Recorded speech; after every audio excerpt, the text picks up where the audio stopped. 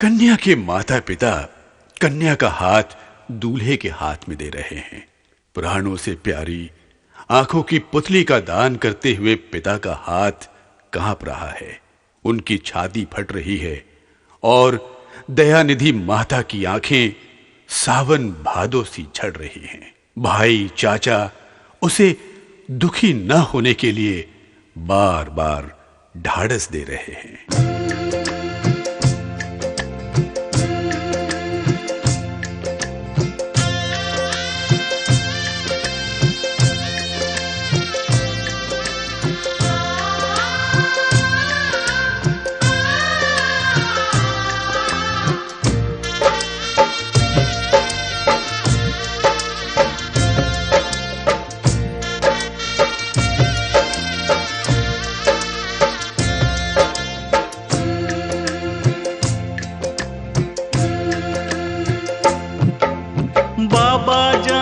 बैठले गे बहिना भैया तोहरे पास।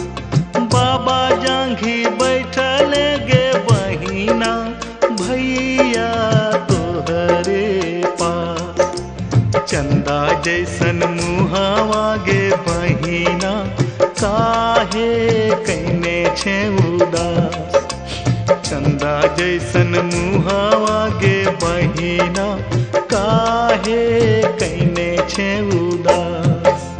कते तोरा कहियो हो भैया, कते तोरा दियो ज्ञान। कते तोरा कहियो हो भैया, कते तोरा दियो ज्ञान। होते भेनु सरवा हो भैया, बहिना होए तो वीरान। होते भेनु सरवा हो भैया, बहिना होए तो वीरान।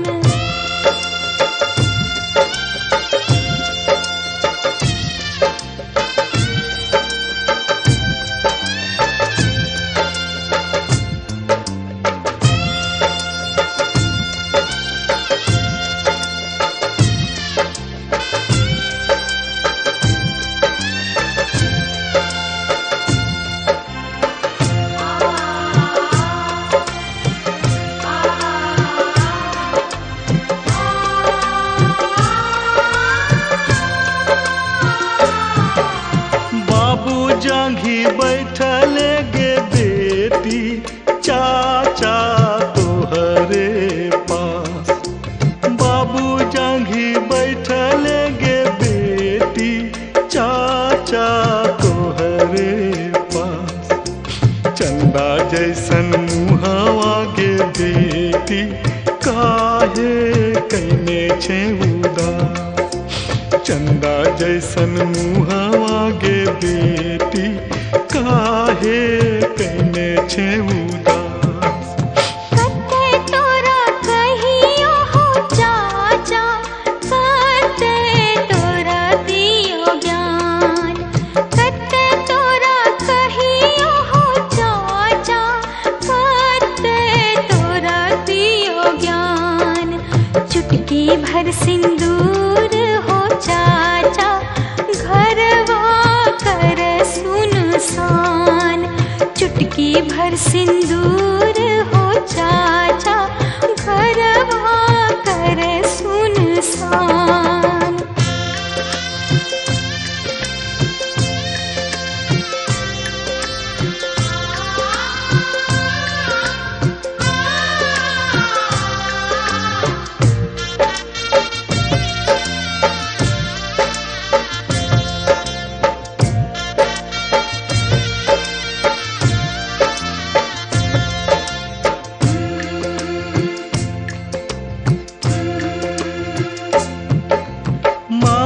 जांघी बैठले गे बहिना भैया तोहरे पास।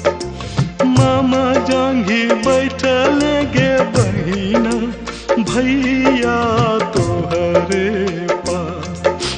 चंदा जैसन मुहावा गे बहिना काहे कैने छे उदास।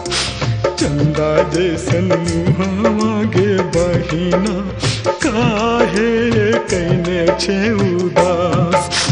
कते तोरा कहियो हो भैया कते तोरा दियो ज्ञान। कते तोरा कहियो हो भैया कते तोरा दियो ज्ञान। अब नाही खिलते हो भैया होठवा पर मुस्कान। अखिया से लोर नाही बहबो होई छे कन्यादान। अखिया से लोर नाही बहबो होई छे कन्यादान। होते भिनु सरवा हो भैया बहिना होए तो वीरान। होते भिनु सरवा हो बाबा बेटी होए तो वीरान। होते भिनु सरवा हो बाबू बेटी होए तो वीरान। होते भिनु सरवा हो चाचा बेटी